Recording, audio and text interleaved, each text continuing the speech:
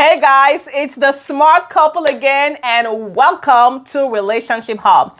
Today, we're going to be talking about an interesting topic: how to deal with the in-laws. Okay, so we all know that whether we like it or not, in-laws are a big part of a family. When you get married, you just don't marry the person. But of course, you get into a relationship with the family that this person that you so love come from. You can't marry them in isolation. So whether we like it or not, there's going to be that external relationship from whoever it is that you're married to. Yeah. But of course, we know sometimes things can get out of hand.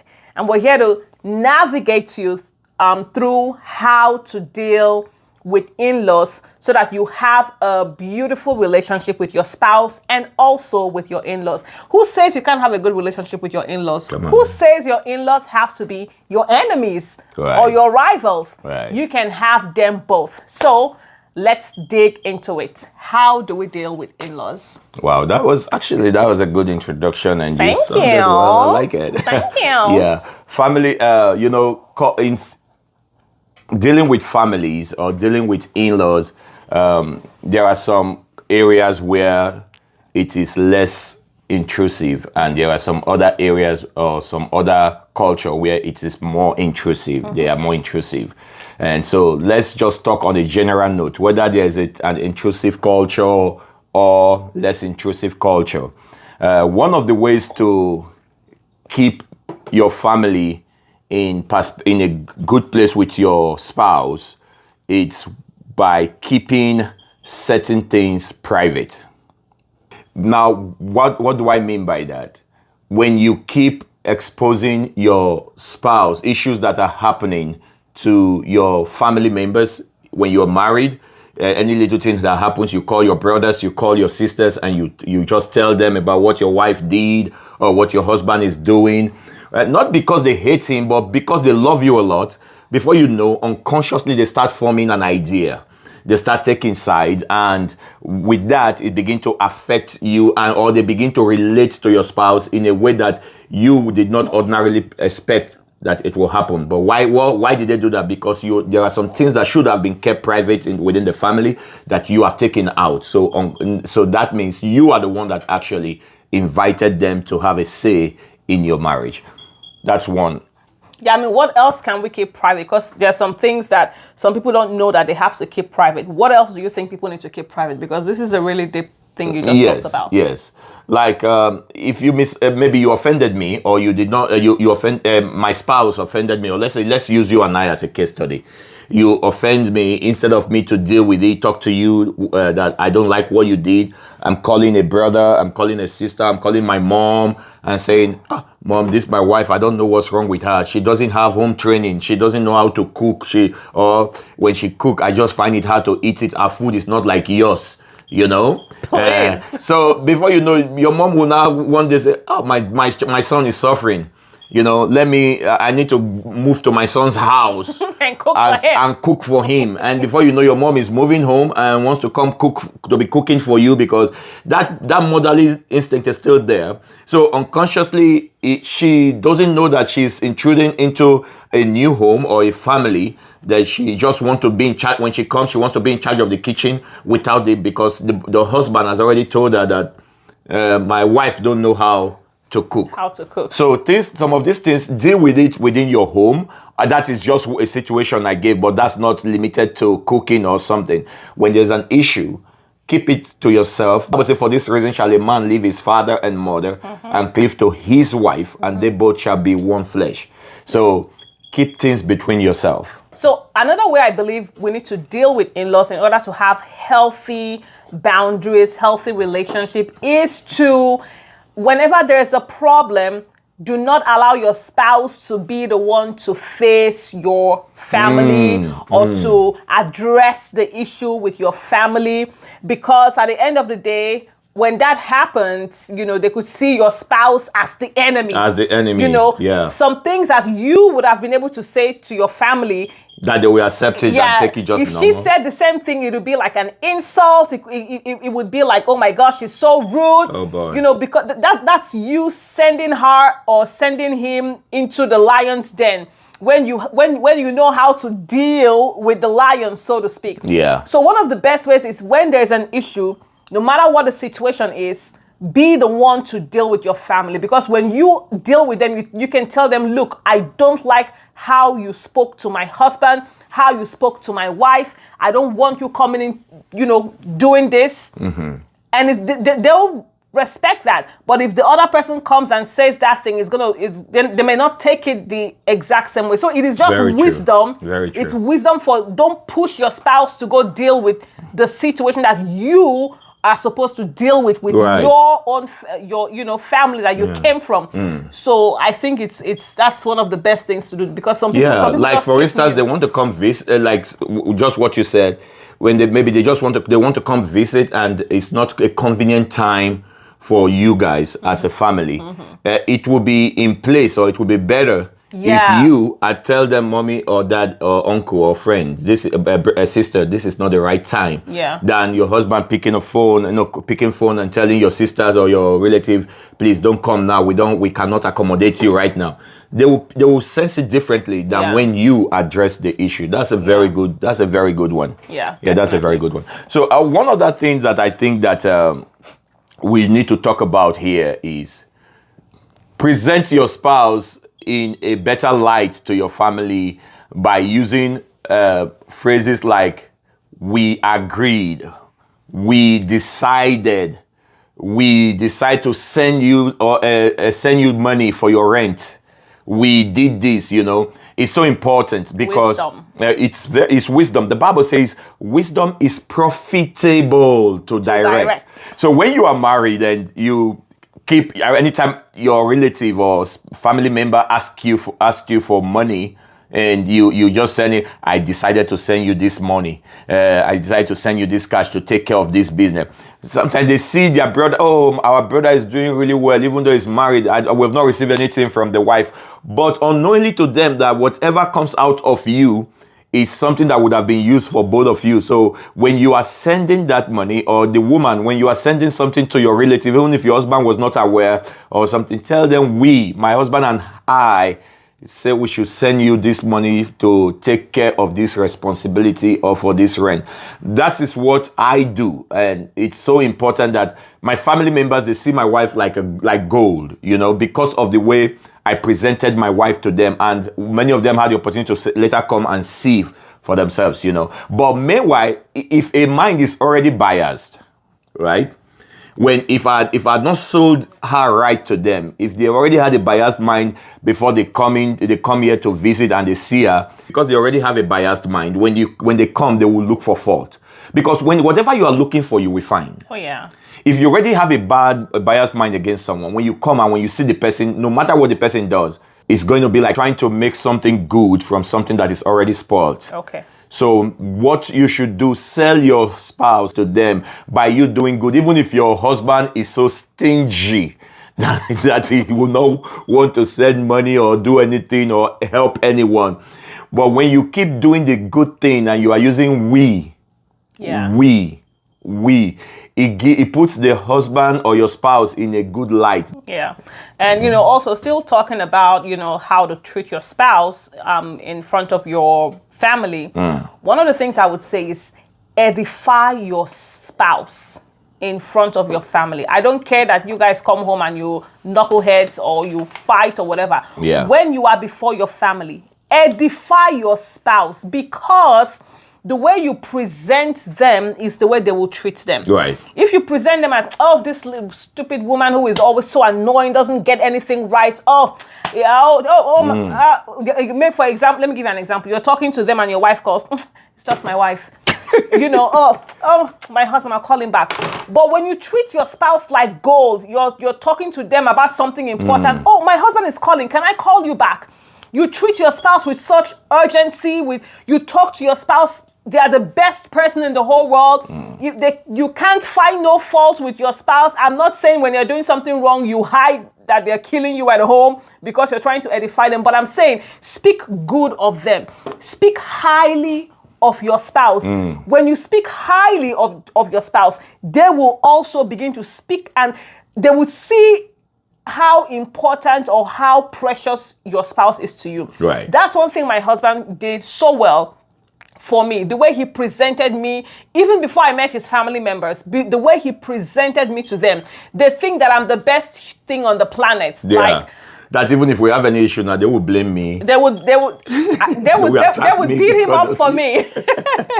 You know, just because of the way he put me, he never say anything wrong, never insults, never demean. I don't care how angry you are in front of your family members, because at the end of the day, that's what they will carry and remember about your spouse. That's true. Yeah. Very, very true. Yeah. Yeah. Another thing I think we can address too in dealing with family is contradicting yourselves in front of your family. Don't do it. What do I mean by that?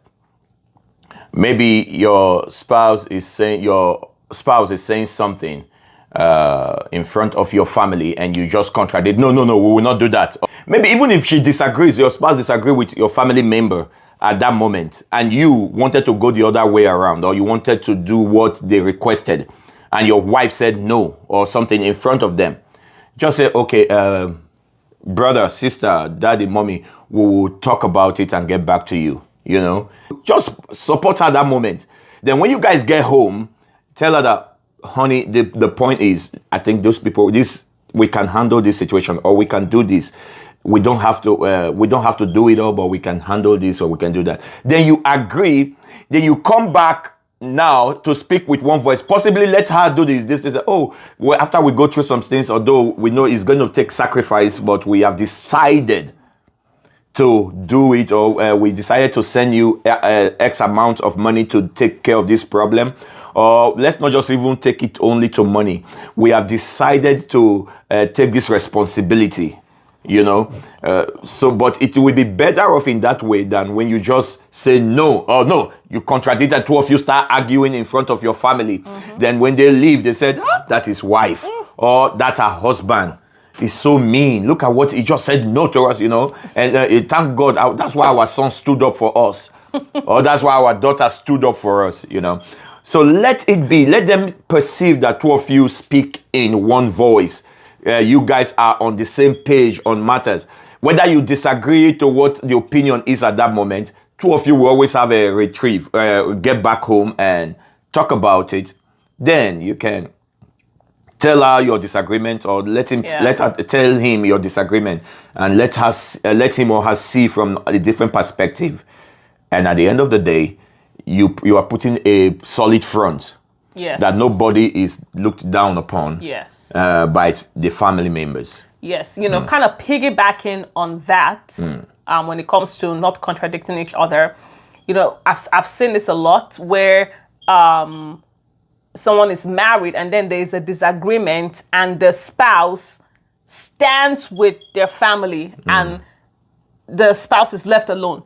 So when you have a disagreement, say for example, you guys are at a dinner, when you have a disagreement, you are in covenant with your spouse. You've been disconnected from whatever family you came from, and now you're in covenant. So you and your husband are one body. So you can't cut off the head and the rest of the body is still active. The covenant makes you guys one. So don't take sides with your family, and then all of you are yelling at your husband or yelling at your wife, and you know, your spouse just feels like they're all alone and that they just don't have anyone to talk to. Nobody's You're there with your family. My husband or my wife that's supposed to stand with me is against me, and with your family. Don't ever have, even if you disagree with your spouse's perspective, like my husband said, you can use wisdom. Be quiet or whatever, but when you go to the room, iron it out. And then, even if both of you still don't agree, don't be divided in public. True. Because Satan can only infiltrate a divided family. Right. He can infiltrate. Even there's some in-laws, there's some people who are just wicked. They're looking for a way to access the family, and they can only do that when you're divided. And if you show that you're divided, they come in. That's true. Yeah. So lastly, I would say, that's a very good one you said there, though. Yeah. Lastly, I would say that just make sure you set boundaries. Set boundaries in that there are some access the same access they have to you before might be limited now, or might not be between you and them alone anymore. It will be between you and your spouse and them. Do you understand? So don't define it. Let it be clear. Let them sink it into them. I'm a married man now. I'm a married woman now. We do things together. So with that understanding, it's going to help you guys in dealing with your family. Are they external body? Not really, because you are part of them. They are part of you. Like my wife said initially, that they are integral part of our lives. Yeah. But you must set boundaries. Your husband, when you are married now, your mother can't just come and tell you how to relate with your husband. This is what you should not do with your husband. I did it with your father. Sometimes some parents, they want to advise you based on what they experience in their marriage or some things that didn't go well. Don't give any man opportunity to see this or do that. Don't do this with any man because I did it with your father and look at what happened to me. Look how your father took advantage of me. So if you show a man that you are this, you are that, the man will take advantage of you. When they start selling those ideas and you don't stop them, you don't set boundaries and say, Mommy, this is a new home. This is a new standard. At the end of the day, you will buy into some kind of things that you're not supposed to, from your mother, from your father, from your friends. They'll download their past, their trauma on you. Yeah. Piggybacking on boundaries, one way that I think that we can also set boundaries is when it comes to parenting. Because I've seen sometimes where, especially mothers are fond of doing this, where they go home and they want to tell this new wife how to raise their kids. Oh, back in the day, this is how I raised my son and he was good enough for you to marry. This is how you must do it now with this kid that you have. Forgetting that the wife also came from a family who raised her, and she's also using that influence to try to raise her own kids. So sometimes I feel like, some parents don't know that the way you raise your son or your daughter, fantastic, beautiful, we praise God for that. But now, if you've raised them good enough, can you trust them enough to raise their own kids? True. So I feel sometimes some families don't know how to set that boundaries of these are adults now. Yeah. If they've been able to bring a child to the world, they certainly should know how to raise their own kids. Yeah, that's true. So what other kind of boundaries do you think people need to set? I think another kind of boundaries that we can set is establishing it that any advice that you receive from family members, just let them know that, okay, we're going to talk over it, and my husband and I will talk about and see what comes out, so that some of them don't think that they can just throw anything they tell you and they see it being implemented at home. They say, oh, the advice is working, or she's taking advice. You are creating an atmosphere where they can have access to come intrude on your marriage, whatever, anytime they just want to give you that free advice. But anytime advice comes to you, you said, okay, my wife and I are going to look into it and see what's best on how to handle situation. With those kind of conditions you are giving to them before accepting, is creating a boundary. Yes. Do you understand? Yeah. Letting them know that, so don't go. Anything you tell her, she will go and talk it to her with her husband. Yeah. So there's no need. Let's just leave it like that. So with that, you are preparing a solid relationship that external forces cannot penetrate. Because at the end of the day, it's you and your wife. Yes. It's you and your husband. Yes. Your mom, you were close to your mom, praise God. You were good, two of you had good relationship, or you still have good relationship. But the relationship you have right now is completely different from the one you have with your husband. Because this now you guys are setting up a new family. Yeah. So it's so good to let go what you have known and learn new things that will make your home better. Definitely. Without intrusion of parents, father, mother. We can pick the good things they give to us and add. I was just going to say that. We can glean from the good things we've learned. Yes. They're part of who we are. We can't totally eradicate them. Yes. But, that healthy boundaries needs to be set. Need to be set. Yeah. Need to be set. Anyways, that's that for today. We hope that you have a beautiful relationship with your family. If you have any questions, please post it on the comment. We would love to interact with you, Right. answer your questions. If there's a topic you want us to address, kindly put it on the comments and we will be more than happy to address it. Please don't forget to subscribe, like, comment, and share this video to anyone that you care for. So that's it for today. And for those of you that have been commenting and sharing and watching our channel, we are grateful and we say thank you.